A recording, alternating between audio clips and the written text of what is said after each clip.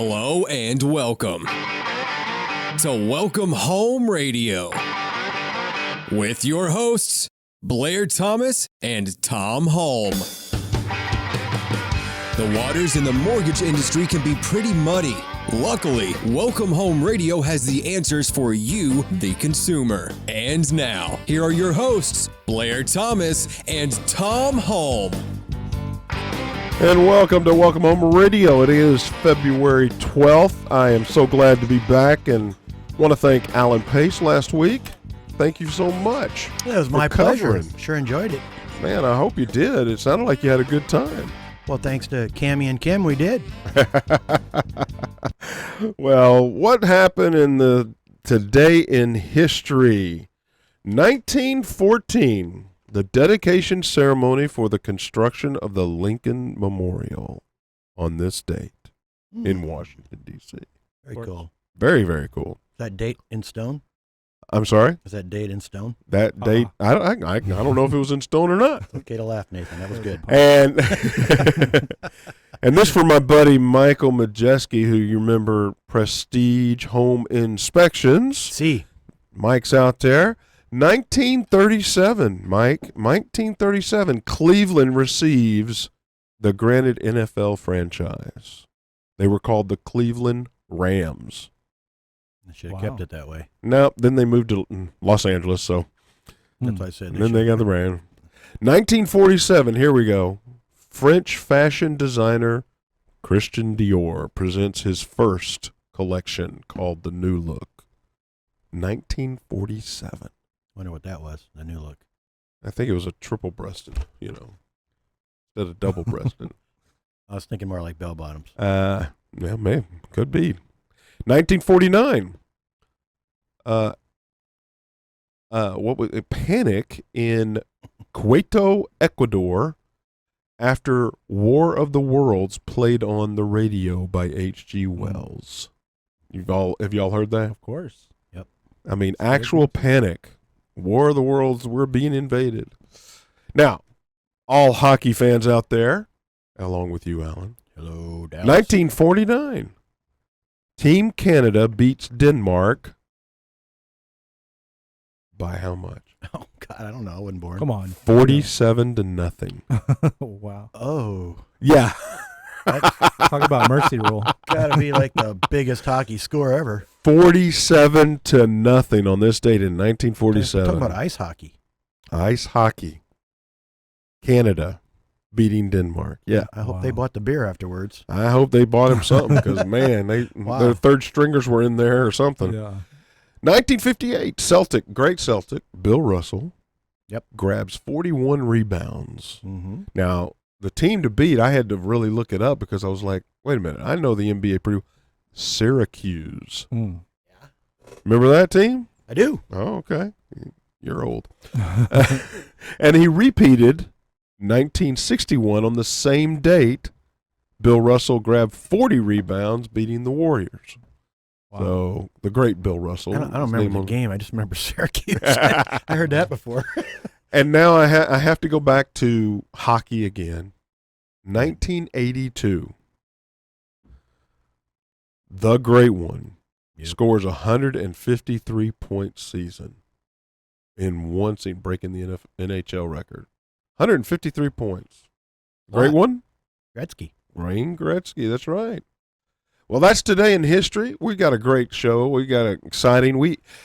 2 weeks ago we had an unbelievable show, but it seemed like we got such what's the word I would want to use, response dealing with credit, that we thought we'd have credit today. We talk all about credit. Yep. What do you think about that? Well, you can't do anything without credit and a loan if you're going to buy a house, and if you can't get that, then you and me are just we're waiting in the weeds, right? We're doing nothing. Well, on today we got Nathan Biller, White and Jacobs. Nathan, Hi. welcome back. Thank you. Glad to have you. Glad to be here. Okay. Well, sitting up straight Make and sure ready. I'm nice and loud on here. Well, we did have a great conversation, and I think it continues. Like you say, anything, not just buying a home, not just dealing with the real estate market, but dealing with education loans, dealing with auto loans, dealing with insurance rates, dealing with so much more, maybe even job positionings, the ability to get hired, or a promotion in a job. Credit scores impact you. I thought one of the good things that came out that week was when people get a new job, they sign these sheets they don't even read, and one of them is they'll check your credit. Yep. You authorize them the right Yeah. to check their credit. I swear 85% of the country has no idea they do that. No, because nobody reads the small print. No. Except the lawyer that wrote it, right? And you deal with lawyers all day. Yep. They write a lot of things that people don't read, and then they end up in a position where somebody checked their credit and they didn't even know about it. So Yeah, just watch a TV and all the little print at the end, right? your Apple iPhone user agreement, go through that once or twice. Yeah, right. Well, I just think it's good to get at least up on this. In fact, next week on this day, the 19th, one of my other realtors is having a credit seminar, and that is posted out there. There's just information upon information people don't need, and I want to kind of get in the weeds today. You can contact us back. You can call us. I believe it's 817-337-5844. You can call in and, or excuse me, 877, excuse me, I had that wrong, 877-337-5844. If you have questions about, Nathan's here, Alan and I are here, answer any of your questions in dealing with credit. But let's kick this off with a real basic understanding of credit scores, how they come around. If you have no credit whatsoever, no history, and what that really means is there's nothing in the bureaus, right? Under your Social Security, your name and number. Mm-hmm. So how do you get that? Well, a lot of times, Alan, I think you shared this story one time. You helped your daughter out by doing what? What did you help your daughter do so that she started gaining credit score, credit influence? Well, we lines? did the credit card thing. We got her own credit card, our credit card, on her name, under our name, and So a co-signer. she used it, and as it got paid off every month, she established a pretty nice Now, did you Credit co-sign score. for a credit card, or did you put her on your card, on. All three of us have our own card, own independent card Yeah. based on one account? but it comes to mail it. The bill comes to me. Comes to you. Right. So there's multiple ways of doing this, but yes, there's one way. You can just put them on your card, and they don't have to do anything. They don't even have to buy. Yeah. They just get the benefit of the authorized user, correct? That's right. That's And they don't have to really do any transactions. no. It's all they get all the history of the account too. So All the history. Now, why is that important, Nathan? Share with our listeners, why is the history of the account important? If I've got an account that's 17 years old, yeah. how is that, or why is that important on the credit score? Well, the main portion of the credit scores are based on payment history. So the longer payment history you have that's positive, the higher the scores are going to be when they actually can calculate. However, if you have all the history of the account and you're added on an account where there was late payment history in the past, That comes along with you, too. That's going to affect you negatively. So you have to make sure if someone's going to add you as an authorized user that they've been able to pay their account on time. So the one of the best ways to get started in credit, because the way I started, we borrowed money from the bank, shook on it. My dad put the $500 into the bank, and he put the $60-something for the interest in there, and all I had to do was make the payments on a monthly basis, and that's how I established credit with that bank, and that they were always a credit line back before credit scores came around, but they were always a credit line for me. A lot of times, when you do what I do, which is being a realtor, and you're talking to somebody who hadn't bought a home before, and they've not talked to a lender, they don't even maybe know one, or nobody in their family knows one, or whatever. They always ask, now, something to the effect of, well, my husband doesn't have good credit, I have great credit. Right. Or vice versa. And they're not married yet versus they're married. Two different answers. Yeah. Can you help with that a little bit? Because people out there always ask that question. Yeah, it has less to do with whether they're married or not and more to do with whether they share account history. So some couples have been married a long time and they have pretty separate account history, and some have almost, the mirror images of what the accounts would be. Talking kind of a new, new thing. So there is a First lot house. that can be done in that situation. If somebody has really good credit and the spouse doesn't, specifically on these revolving and credit card accounts, they can go in and add the spouse as an authorized user directly through the bank, and she or he can have not only a credit score, but actually a much better credit score, because that history, if it's all positive, will factor into the way that those scores are calculated. So okay, that's kind of like what we did with the daughter, right? Yeah, exactly, and that's really the only shortcut I know of to get actual account history that's positive on your report without you actually having been there when you set up the basics account. Just in basic language, are you only as strong as your weakest link when you're married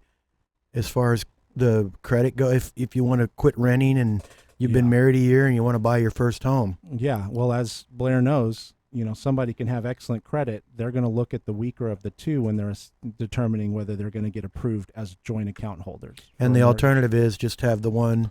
Like my wife, when we got married, I had just come out of bankruptcy. I had 10 years. So my credit scores were, 400. My wife bought the home in her name. Yeah. Okay. And of course she had that little Princess Perfect stuff, 800 and something scores and all that.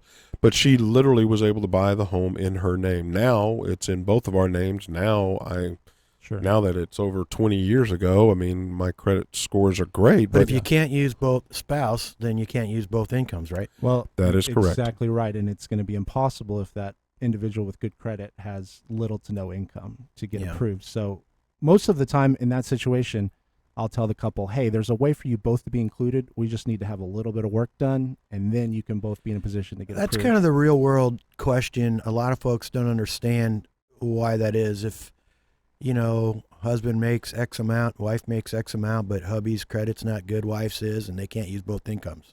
Well, the reason is because there's no guarantee that they're going to stay together forever. So somebody has to be responsible for the payments at a certain point, and it can't be the person that doesn't have any income. So they're basically assessing risk, and how much risk is involved depends on income. Well, I don't think it's just that. They're also assessing the risk of the dollars and what's the interest rate they're going to charge for that risk. Right. And, everybody wants the perfect score, and you have to have perfect credit scores to get the perfect interest rate. And one more question on this line. The 2006, 7, and 8 we went through, where people were getting loans that probably shouldn't have. Yeah.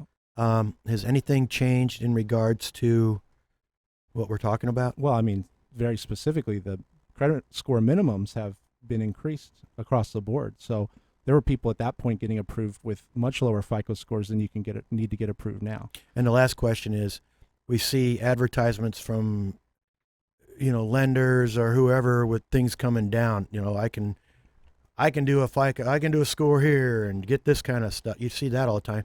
And that confuses the public too. Is that happening really, or is it kind of still higher than it was?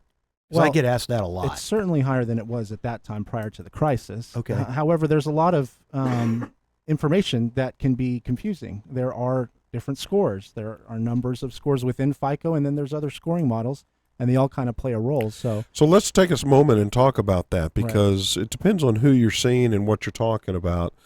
Let's go to something that most people that are listening in and most people in this room know about, is Credit Karma. Mm-hmm. Credit Karma gives out scores for free. They don't require any payment. They don't require any information other than your basic Social Security number, name, address, that sort of thing. Now, a lot of people use them. Well, let's let our listeners know how many different credit algorithms there are. It's not all the same algorithm. And what do I mean by that? That is the basics of what score are you looking for what industry? Now, off the top of our heads, what industries can we be divided up or talking about? Mortgage, long-term debt, auto loans, okay, credit card, revolving debt. There's others. What else is there? There's an insurance algorithm. Right. Yes. Whether it's renter's insurance, car insurance, home insurance. All the retail stuff under credit card? Revolving. For the most part. For the most part, yes. And the, student loans. Student loans. Yeah, right. There's one. These are all different algorithms run off of the same information. It's the way they look at it. The hardest one, and of course the most critical one, in our opinion, long-term debt or mortgage, which is called FICO 2004. Mm-hmm. They have never updated it since then.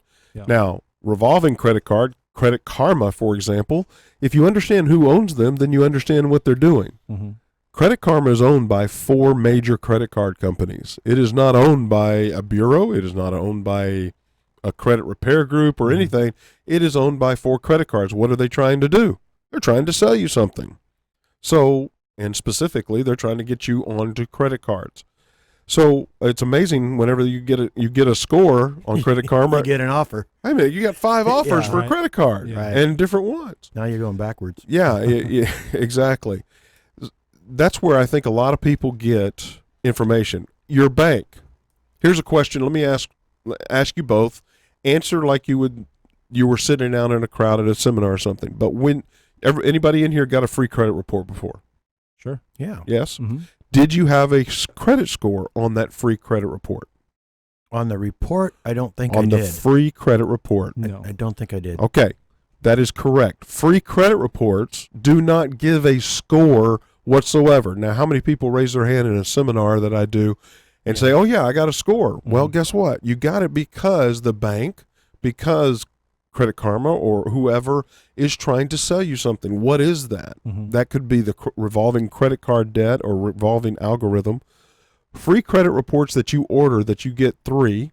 You can get one from each bureau once a year. I would highly recommend them once every 4 months, ordering one, just to get an idea that your identity hadn't been stolen. You're double checking any debt that you have on there. You're evaluating what trade lines, and a trade line is specifically what a lender that extends financial credit to you has done so, and how much is there and how much is owed. That algorithm, they didn't know which one to give you. They just gave you the trade line history, your history of where you've lived, the history of good payments for the last 2 years only. Okay? Right. Even though good trade lines are held on if they're closed out at 7 years, any bad debt is held on to the credit report for 10. Am I right so far, Nathan? Yes, that's right. Okay. Speak up now. Don't I'm hold me here. back.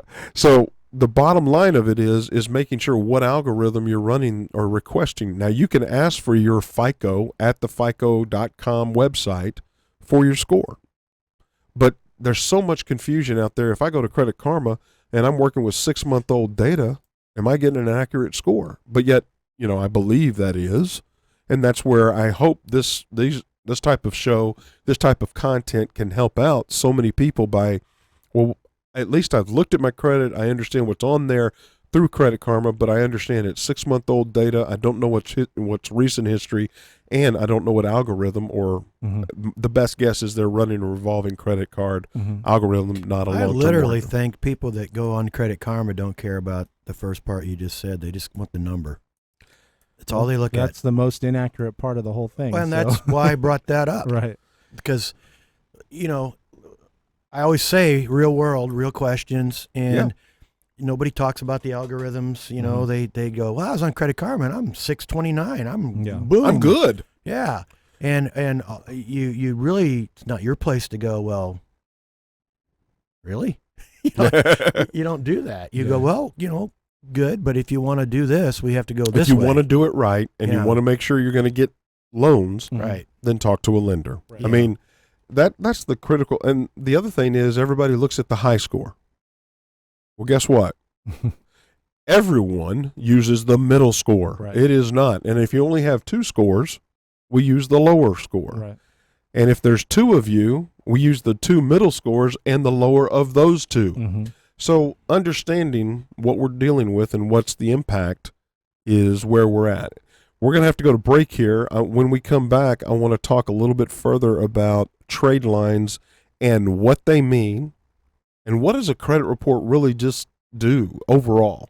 I think that's important to understand why, because we were just talking about this loan program, talking about no credit score needed or so forth. What are they trying to do? Stay tuned. We'll be right back. We're talking credit scores with Nathan Biller and Alan Pace. I'm Blair Thomas. Stay tuned. 3, 2, 1. KVGIRadio.com. Y'all have really just opened my bubble and just... KVGI Radio brings you conversation and entertainment. Be sure to follow us on social media. Who streams the best talk shows? We do.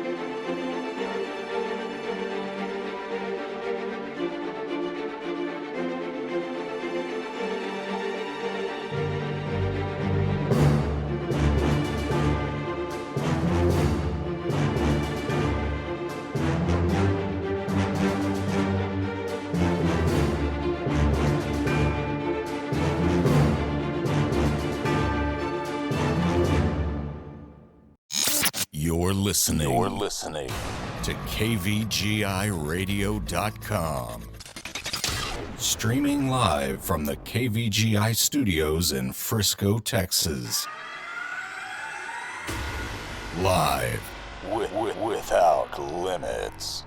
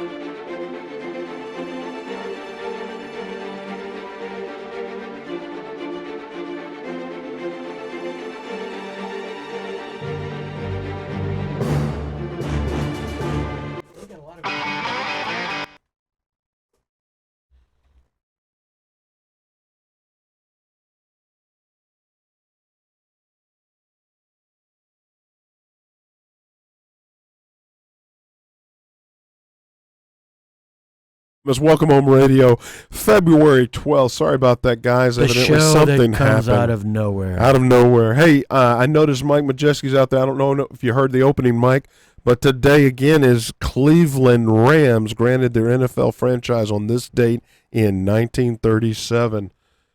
Yeah, they did become the Los Angeles Rams, and then they got the Browns, but yeah, go Brownies. So hope everybody's doing well. Again, we're talking credit with Nathan Biller of White & Jacobs and Alan Pace with SWR Group, Keller Williams. Yes, sir. So glad y'all are here.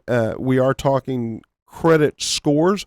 Wanted to go in, what is a trade line, what is a bureau, and how all that happens. So we've kind of helped out our kids by getting them authorized users on some simple things, which the simplest is credit cards. Gets them a good history. As Nathan pointed out, longer the history, the better the score, but if you had late payments. But let's define what a trade line is. And all a credit report does, and correct me, Nathan, as you should do at any time, a credit report basically says, did you follow through with your agreed financial payments or not? That's basically what it says. Yeah. You made a commitment. Did you make your payments? Now, on a auto loan, it's a guaranteed monthly payment, and it's a simple yes or no. And I believe on a credit report it has 30, 60, 90 days late payments, and they list them there if you're late. Right. And it goes back 2 years history. So in that sense, if I've agreed to make my payments, it's pretty simple. The trade line basically just says this is how much you borrowed, this is where you're at, and this is how many payments you've made, and if you've been late at any time. Is that correct? Yes, the 2 years is what's visualized on the report, but Yep. they will list late payments up to 7 years. 7 years old. Correct. So now the only difference in the trade line that is unique, which is revolving debt, okay? Revolving debt has the same thing, but it looks at a ratio, and it's a basic ratio of here's your credit limit, and let's make it simple, of $1,000, and then it looks at it and goes, how much do you owe? Well, let's say, you basically owe $220. They say, what's the ratio of 1,000 and 220 owed is come on, give me a number, guys. Simple. 22%. Okay, yeah. Yeah. Gotta do math. I didn't know where you were going with the ratio thing. 22% ratio. So That's all. It calculates that ratio, and then it says, okay, are you 0 to 30%? You're good. If you're 30 to 50%, you're neutral. It's not good. It's not bad. If you're 50.01%, you're maxed out. That's basically how revolving debt is looked at. Now, revolving credit cards make it very easy because guess what? Every time you receive your bill, they show how much you owe, but then they show this little bitty payment over here going, you only have to pay this much to be on time, right? There's two good reasons why they do that. Can you name one? They make more money. They make more money how? It's interest. The money. Interest. Yeah. Interest. But it's two, they want to make you to make this one payment. They don't say pay it all off. Like American Express says pay it all off, every month. They say, hey, here's that little bitty payment you can make. You just charge $1,500, but you only have to make $38 payment. Wow, that makes it simple. Well, guess what? On revolving debt, how often do they charge on that amount of money that you borrowed since you didn't pay it all off at the end of the month? How many months do they charge on that amount of money at that interest rate? You have any idea? They compound that interest continuously on a daily basis. Well, if you're not paying it off at all, let's say next month you pay it off. Okay. Let's say, this month you paid half, but then the next month you pay. Can't never pay it off. For the same amount, they charge you 2 months, 2 times on that interest. They don't hit you just that one time and that one amount and it's simple interest and boom. Like you said, it compounds it for 2 months. So whether you even pay it off, I discovered this because I pay off my credit card every month. And all of a sudden, this one month that was a little tight, I said, look, I'm going to float some money with them and I'll pay it all off next month. Well, I did that, but then I still received an interest charge. Yeah. I didn't expect to have. Yeah, it's changed a lot with the direct pay system out of your, right out of your bank. And it's instant money and the timestamps are different, I would guess. But it used to be, even if your intention was to pay your monthly bill every month, if that check got there when you mailed it a little late, so now you got $4 in interest. Yep. And then you mail another check in, and you can't catch up. Yeah. It's always catching you behind. And here's the interesting part. What's being reported? This is a timeline situation. What's being reported? If you get your bill, let's say for the 25th, you're owed. Well, you receive your bill, let's say on the 5th, 20 days before. 7 days after you receive your bill, guess what? They report to the credit bureaus. Now, if you pay it off every month, credit bureaus don't see that you paid it off. They still say that you owe something, even though you pay it off every month. So that's how everybody, well, I pay it off every month, but I still have a liability here, and here's the amount I have to use, and da-da-da-da-da. That becomes a part of a liability report. That's why there is a disconnect in understanding of credit, understanding what's on your credit score, and how it impacts. When I learned all this, I realized I pay it literally the day I get the bill. I pay on that day. Therefore, what gets reported to the bureaus is anything I've charged since that bill came to me. And, so it's all new all the time. That seems to me, though, again, real world, if you're paying it, monthly every full, and it's 10 days before, it hasn't affected us any. I mean, it doesn't affect you, but it still shows a ratio on the card. So if you let's say you have a small card of $500, you have $400 every month you charge, but you pay it off every month. Right. You paid it off. You're showing in good payment form, but guess what?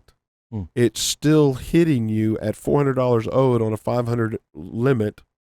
Now that's the negative use of credit. It impacts your credit score, even though you pay it off. Well, that's what I'm saying. If it's an impact to somebody with good credit, it's not a big one, because if you have your cards all showing that you're maxing them out every month and then you're paying them off in full, you're going to have much lower credit scores than somebody but maxing them out, right, exactly. I if agree you're with that. managing them properly and you've only got one maybe that so goes. You're saying you go 50.1, you're maxing it out. You max it out at 50.01%. So is maxed out. So you period. should call and get a higher. There we go. Here's the standard way of solving this. Once a year, ask for an increase, and all of a sudden that $500 or $1,000 goes to $3,000, $4,000, $5,000, $10,000 limit. You're never going to come close to that 50.01. I would hope. That you're not using it. Now, some people can't control themselves. Right.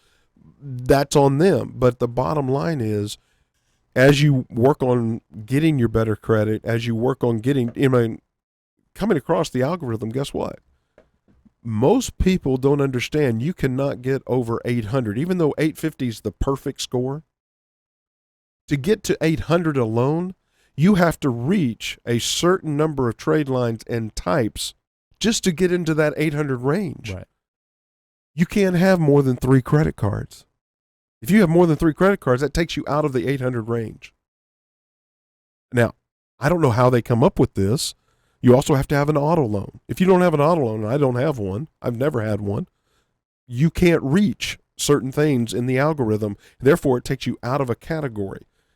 I mean, it's just amazing some of the things they look at. Am I not mistaken here? You got to have a mortgage, you got to have an auto loan, you got to have 2 to 3 credit cards. I don't think you have to have a mortgage. To reach certain score levels high. Not 800. 850? 850, yes. To reach in the area? Right. And most people don't understand 780 is the high point.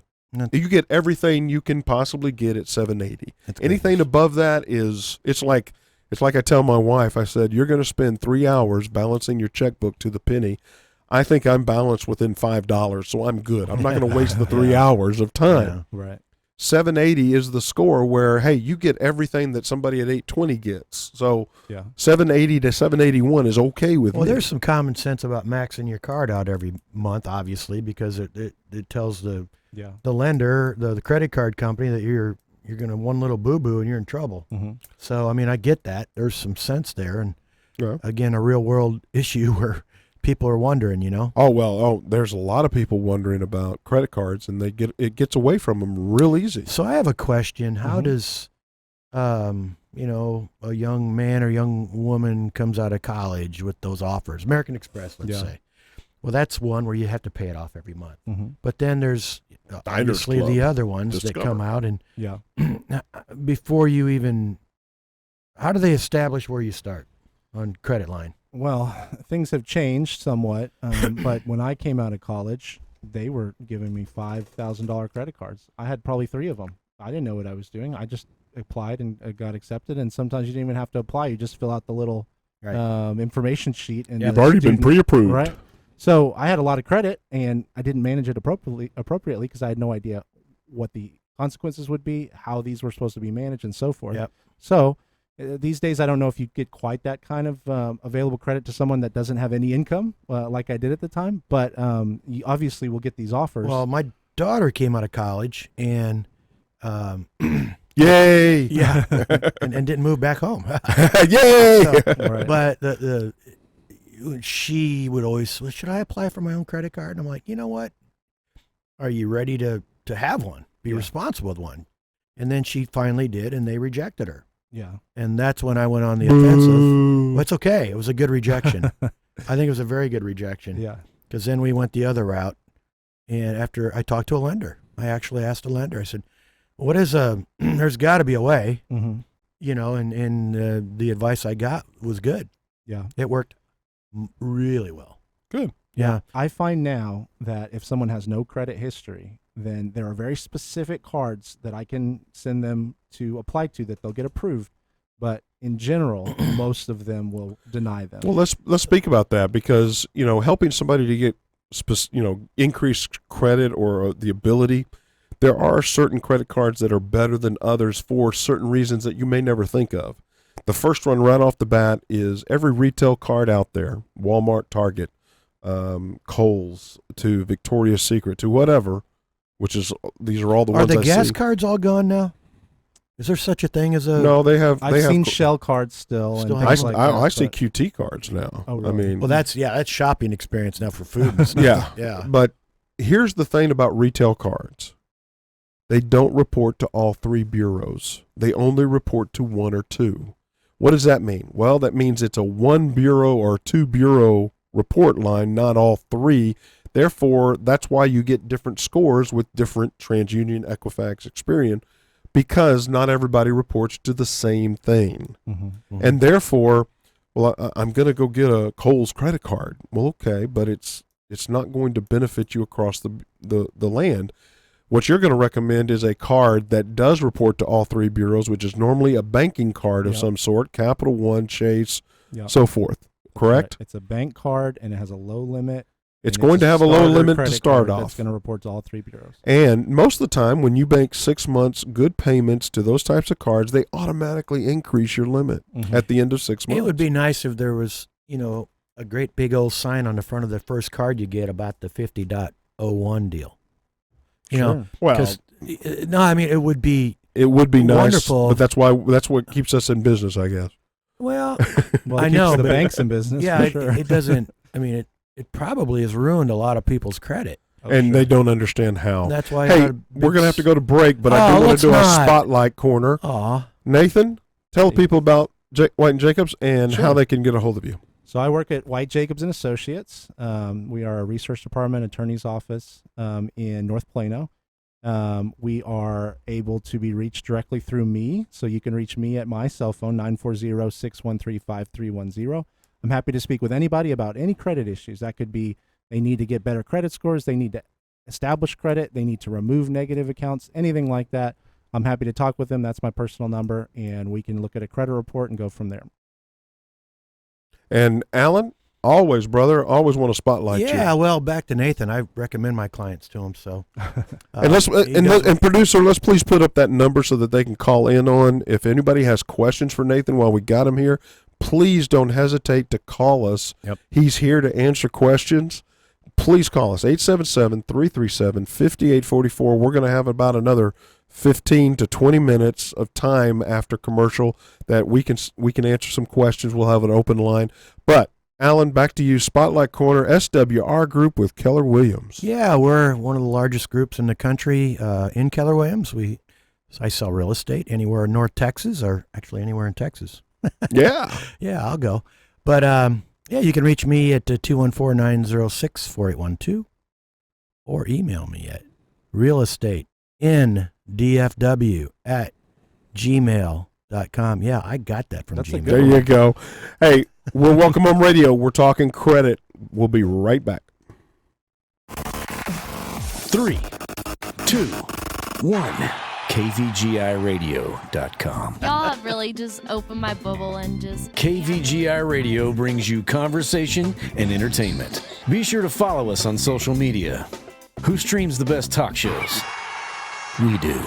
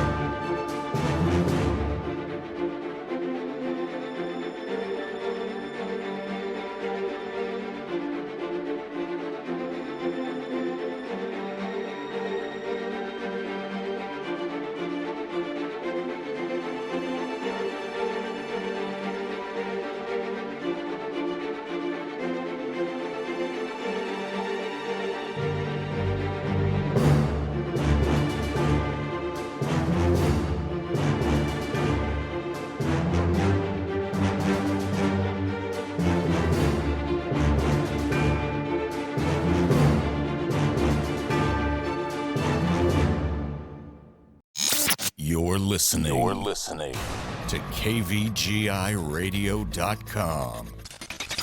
Streaming live from the KVGI studios in Frisco, Texas. Live without limits.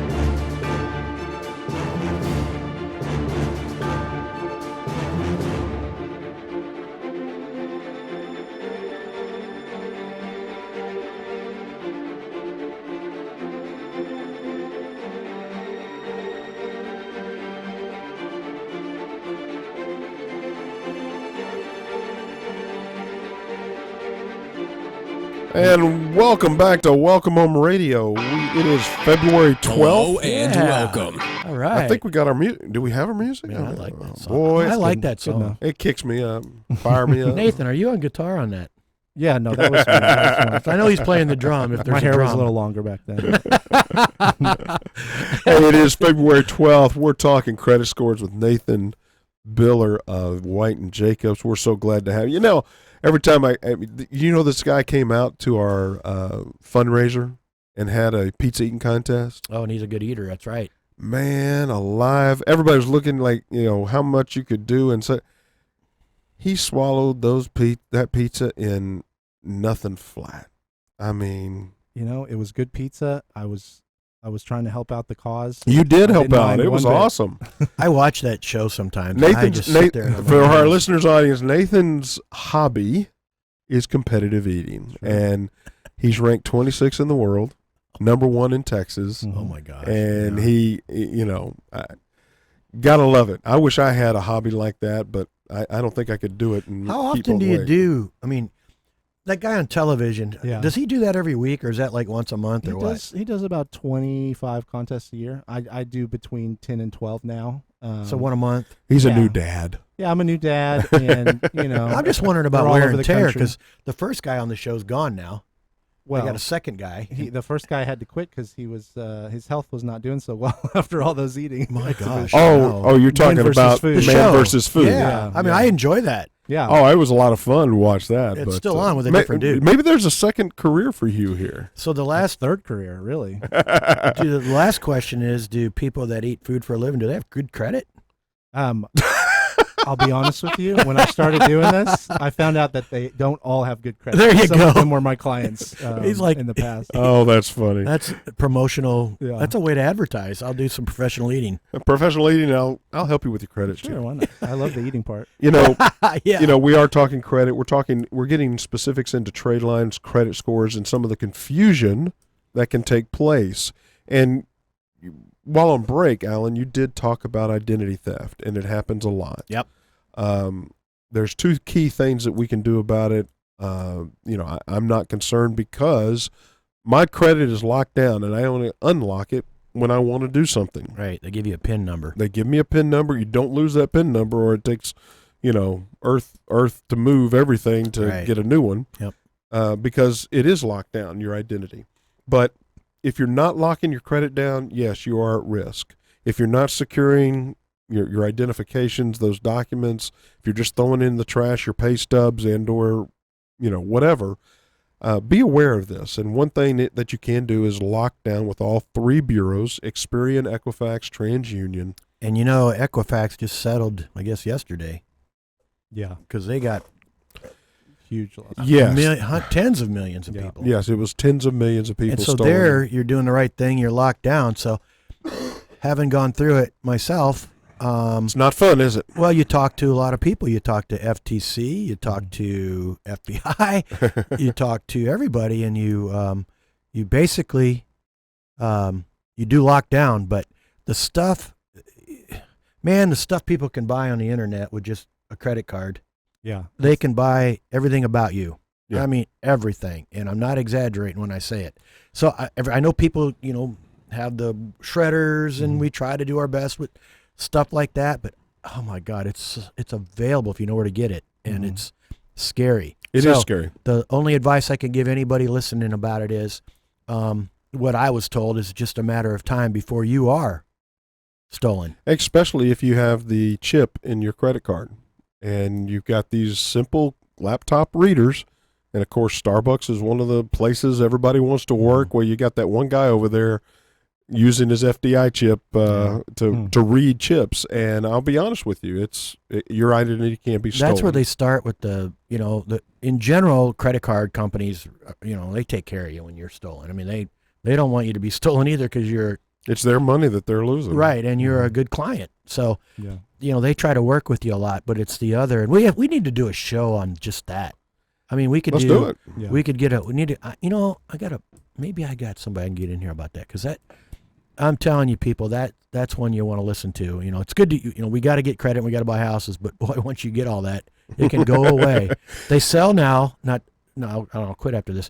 They sell the title thing now. Well, that's what our next week's class Title lock is. Title lock. Oh, there It's you all go. about title. That'll be interesting. And we'll have a lot of fun talking about the theft and what can happen, because it is a new thing out there. Mm-hmm. But back to what we were talking about. We're talking about trade lines. We're talking about credit report and how many bureaus, on the credit report, how many bureaus are being reported to. We talked experientially about revolving debt to standard or just transactional debt.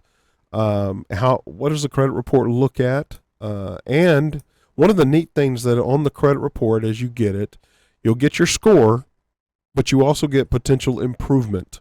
Mm-hmm. Now, when you see potential improvement at 0, that's not a good thing, because that means in 30 to 60 days, there's no improvement that you can do. But if it has 20 points, 25, 30, 60 points, that's because certain things are going to fall off, certain things are being paid down, certain things are going to hit certain thresholds. So be aware of those things as you get your free credit report. Mm-hmm. And be aware of those things as you even go out and shop, whether it be for an auto loan. Ask to look at or ask to be made aware of these certain items, because it all can help you make a decision financially. So going into credit and credit scoring, one of the things that I want to challenge people, everybody's going to have help. And that's where Nathan comes into play. Nathan works with people to help them expedite. You can do this by yourself, but it is very breathtaking. You even said you took 10 days out of your business work to actually get over this identity theft That's all you issue. can think about. Because it's overwhelming. It's a lot of work.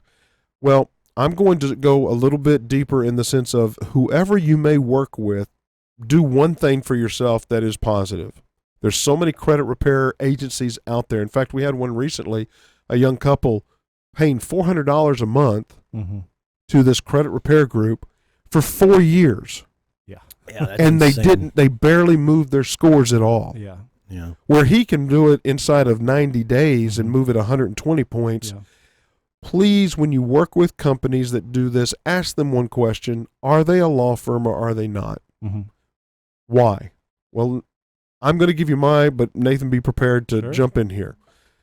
Law firms have some teeth. They actually can go to the state attorney's office. They actually can hold accountable a factoring company, which we haven't even talked about what factoring company, collection groups, or businesses accountable for how they report. Just like you are held accountable for what you pay for on your credit report, companies that send in information are held accountable to certain standards as well. And a lot of times factoring companies, factoring companies basically when you're no longer paying on this, they don't want to sell it. Most of the time it's hospital systems, medical debt. They sell it off for 10 cents, 15 cents on the dollar to a factoring company. And then that factoring company wants to collect 50 cents to 60 cents on the dollar from you on this.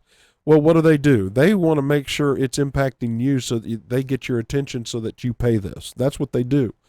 But they report incorrectly on the credit report. And this is where Nathan can come in and say, oh, by the way, we noticed this. This really started here. You've been reporting for the last 6 months. Yeah. And guess what? Every day that they have falsely reported is $100,000. Is that correct, or is it $10,000? $100,000 they can pay, and the litigation is available to us to pursue them if that's the case. So imagine a business trying to collect $500 from you, but they're going to get charged $100,000 for what they falsely claimed on your credit report. What do they do with it generally? What do they do? They're just going to get it off of there. They get it off. They get it. They delete it. Permanently delete it. It's gone. No one paid. Da-da-da-da. You pay a little bit to Nathan, and boom, all of a sudden, what does that do to your score?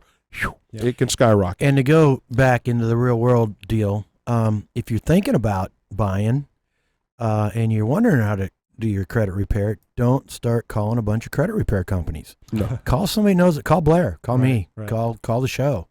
You can get call hold of me if Nathan. you want. Yeah. Call directly. Right. I just want you to work with somebody that has teeth to get the job done. I don't want somebody to be paying $400 a month and not getting anything done on the consolidation side. Right. And this poor couple thinks they were paying and getting their credit bettered, and for 4 years they really didn't do anything but money out of their pocket. And that's why calling somebody that knows about what's going on in the world, that's where you start. It's like anything when you're buying a service. You don't just start calling a bunch of the companies. You want to call somebody that knows about it when it's your personal finances. Yes. And when I went through credit repair through my bankruptcy, I did it myself, and it took me 10 years. Yeah. 10 years. And it was really me delaying until things fell off the So you were credit only report. like 24 when it happened. You're looking good there, bud. Wow. Yeah. Feeling pretty good all of a sudden. Yeah. Thank you. Yeah.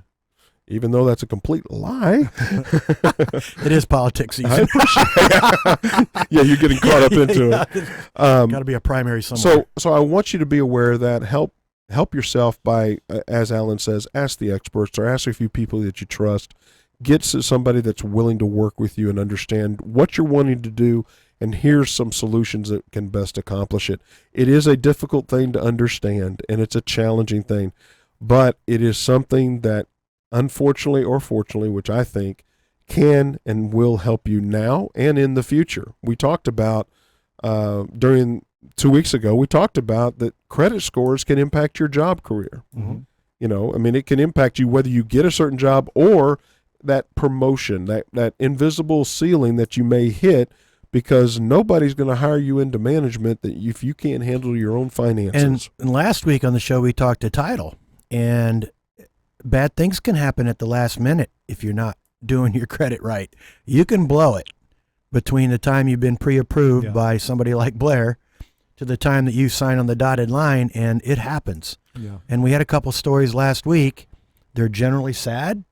People think once they're pre-approved, they're good to go, baby. And you try to tell everybody, be it a first time. Wait until you close. Yeah, then go have a good time, and Yeah, I mean, my sad story was I had a very wonderful young couple. He owned his own landscaping business, worked hard. They were buying their first home. She was pregnant with their second child, and they were just all excited. They got into their own home. Yep.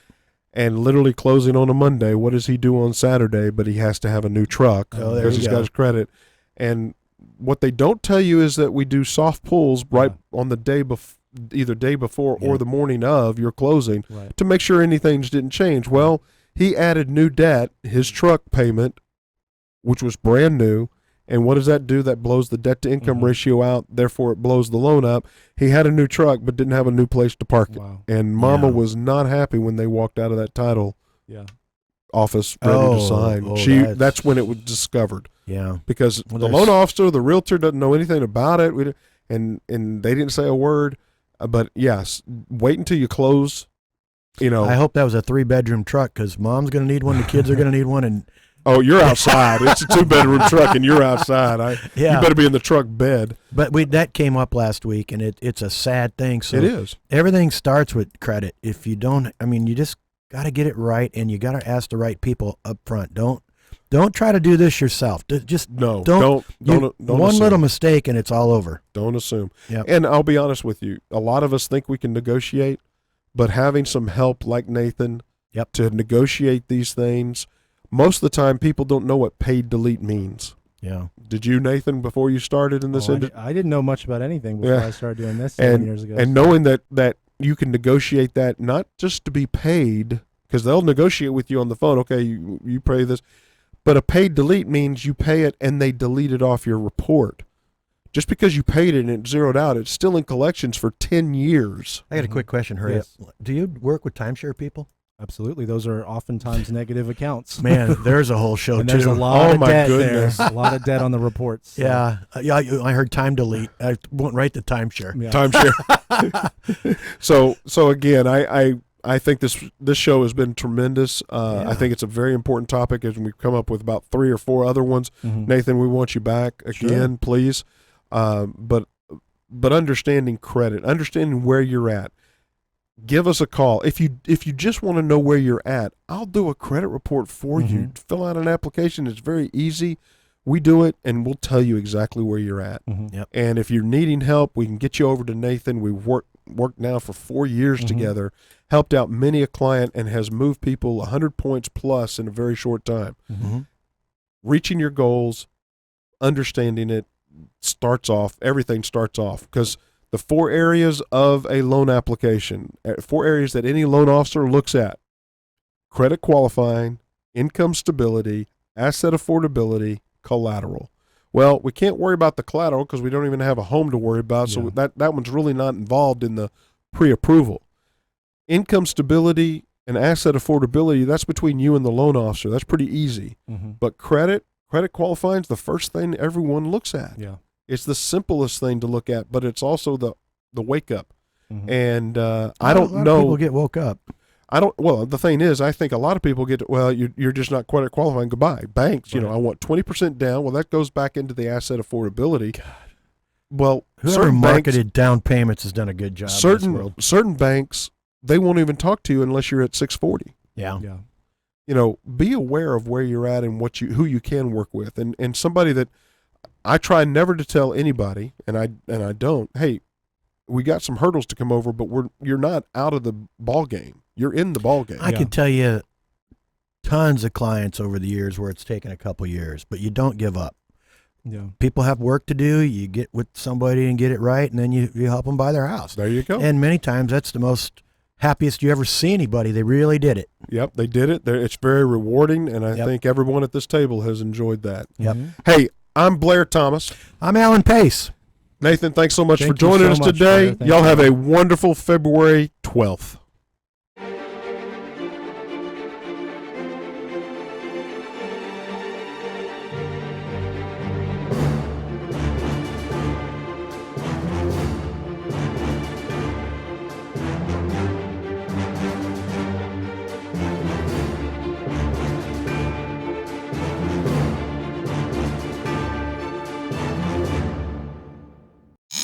You're listening to KVGIRadio.com. Streaming live from the KVGI studios in Frisco, Texas.